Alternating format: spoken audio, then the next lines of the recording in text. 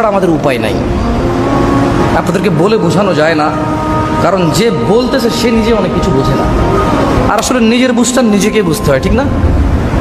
নিজের বুঝটা নিজেকেই বুঝতে হয়। কেউ আসলে বুঝাইতে পারে না, বলতে পারে। কি আমরা কি করতে পারি? আমরা বলতে পারি, আমরা বুঝানোর ক্ষমতা রাখি না। যেমনটা আল্লাহ সুবহানাহু ওয়া তাআলা কোরআনুল কারীমে বলেছেন মুহাম্মদ সাল্লাল্লাহু আলাইহি ওয়াসাল্লামকে, ফাযাক্কির ইন্নামা আনতা মুযাক্কির, ও মুহাম্মদ উপদেশ দিন, আপনি একজন উপদেশদাতা। লাস্তা আলাইহিম বিমুসাইতির, আপনি মানুষগুলোর কর্ম নিয়ন্ত্রক নন। লাস্তা আলাইহিম বিমুসাইতির, কিন্তু কি ইল্লা মান তাওয়াল্লা ওয়া কাফার, আপনি বুঝান, আপনি বলেন, উপদেশ দেন, আপনি এদেরকে কন্ট্রোল করার ক্ষমতা রাখেন না। কিন্তু যে আপনার দাওয়াত শুনে মুখ ফিরিয়ে নেবে, অবাধ্য হবে, মানবে না, ফায়ুআযিবুহুল্লাহুল আযাবাল আকবার, আল্লাহ তাকে কঠোর দণ্ডে দণ্ডিত করবেন। কেন? কিভাবে? ইন্না ইলাইনা ইয়াবাহুম, ও মুহাম্মদ এই মানুষগুলো আমার দিকে ফিরে আসবে। সুম্মা ইন্না আলাইনা হিসাবাহুম, অতঃপর আমি এদের হিসাব নেব। তো দিনী ভাইরা, আপনাদেরকে অনুরোধ করব, আল্লাহর ওয়াস্তে 5 ওয়াক্ত নামাজ পড়ুন। এই করোনায় কত মানুষ চলে গেল,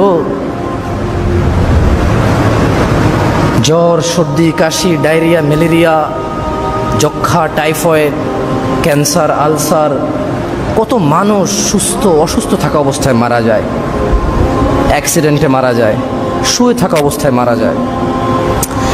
এই পৃথিবীতে আমি আর আপনি নির্দিষ্ট একটা সময়ের জন্য এসেছি, যেটা পৃথিবীর কেউ বৃদ্ধি করতে পারবে না, যেটা পৃথিবীর কেউ কম করতে পারবে না। আপনাকে আমাকে বিদায় নিতে হবে। কখন? হতে পারে এখন, আমরা জানি না। আপনাকে আমাকে বিদায় নিতে হবে কখন? হতে পারে এখন, আমরা জানি না। তবে বিদায় নিতেই হবে, বিদায় নিতেই হবে। দিনী ভাইরা, শিশুকাল 10-12 বছর তো বোধগম্যহীনতায় চলে যায়, আর 60 বছর 65 বছর বয়সে কোমর ব্যথা, হাত ব্যথা, দাঁতে ব্যথা, পেটে ব্যথা, স্মৃতিশক্তি হ্রাস পাওয়া এবং ছেলে মেয়েদের কাছে জিম্মি হয়ে যাওয়ার পরে মনটাকে ছোট করে আরো 10-15 বছর চলে যায়। ওই সময়টাকে সময় মনে করা যায় না। হাতে আছে এখন 15 থেকে 50, হাতে আছে এখন কি 15 থেকে 50। নামাজের জন্য হাতে আছে 10 থেকে 50, মানে খুব সুন্দর করে নামাজ পড়া যাবে। নামাজে আমার ওযু ভাঙবে না ইনশাআল্লাহ, শক্তি আছে আল্লাহর ওয়াস্তে। আল্লাহ নবী সাল্লাল্লাহু আলাইহি সাল্লাম যেই সালাত প্রতিষ্ঠা করার জন্য নানা কিছু ত্যাগ তিতিক্ষা করেছেন, যেই ধর্ম পালনের জন্য তিনি সাল্লাল্লাহু আলাইহি সাল্লাম না খেয়ে দাওয়াত প্রচার করেছেন,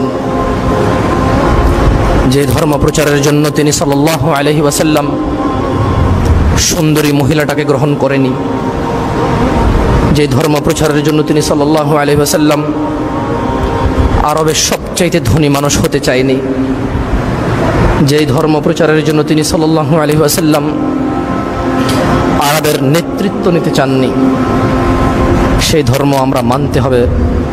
এটাই বাস্তব, এটাই আমাদের করতে হবে যদি আমরা মুক্তি চাই, যদি আমরা মৃত্যুর পরের জীবনে সুখী হতে চাই। তাহলে সালাত আমাদের আদায় করতেই হবে, প্রতিষ্ঠা করতেই হবে। নিজে পড়তে হবে, মা বোনকে পড়াতে হবে, ছেলে সন্তানকে পড়াতে হবে। নিজে পড়তে হবে, নিজের অধীনে কর্মচারীদেরকে পড়াতে হবে। যদি আমরা মুক্তি চাই, যদি আমরা আল্লাহর ভালোবাসা পেতে চাই, যদি আমরা সুখী হতে চাই, আল্লাহকে মানার পর আমরা দিনে 5 বার আল্লাহর সাথে দেখা করতেই হবে, ওনার কাছে মাথা নত করতেই হবে, ওনার গুণগানার প্রশংসা করতেই হবে, ওনার কাছে ছোট থাকতেই হবে, যদি আমরা নিজেদের মুক্তি চাই। আমি দোয়া করি আল্লাহ সুবহানাহু ওয়া তাআলা আমাদের সবার এতদিন যে নামাজগুলো ছুটে গেছে আল্লাহ আমাদেরকে ক্ষমা করুন। আমি দোয়া করি, ইয়া আল্লাহ, মানুষের স্রষ্টা, ইয়া আল্লাহ, তুমি মানুষকে ভালোবেসে তৈরি করেছো যারা তোমার গুণগান গাইবে। আল্লাহ, তুমি আমাদেরকে ছোট্ট একটা জীবন দিয়ে এই জীবনের বিনিময়ে তুমি আমাদের অনন্ত জীবনে সুখের ব্যবস্থা করে রেখেছো। আল্লাহ আল্লাহ, তুমি আমাদেরকে যেহেতু ভালোবাসো, আজকের পূর্বে যত নামাজ ছুটে গেছে তুমি আমাদের ক্ষমা করো।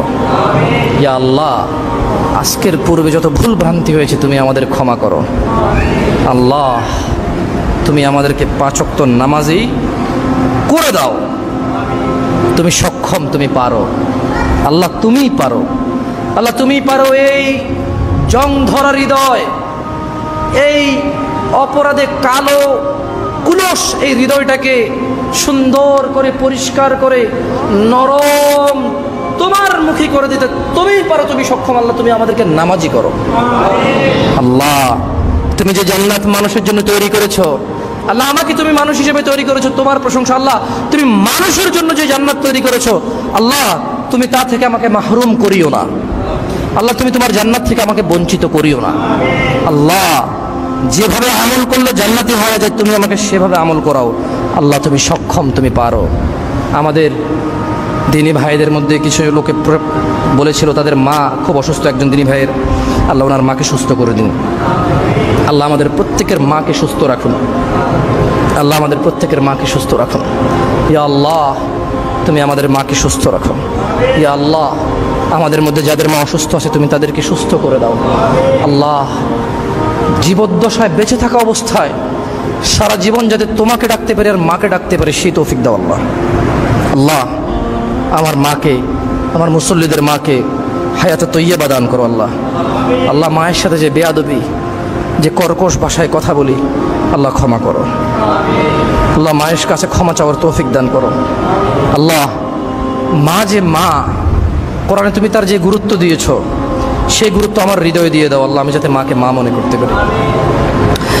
إن الله وملائكته يصلون على النبي يا أيها الذين آمنوا صلوا وسلموا تسليما كثيرا عباد الله إن الله يأمر بالعدل والإحسان وإيتاء ذي القربى وينهى عن الفحشاء والمنكر والبغي يعظكم لعلكم تذكرون اذكروا الله واذكركم واشكروه يزدكم وأقيموا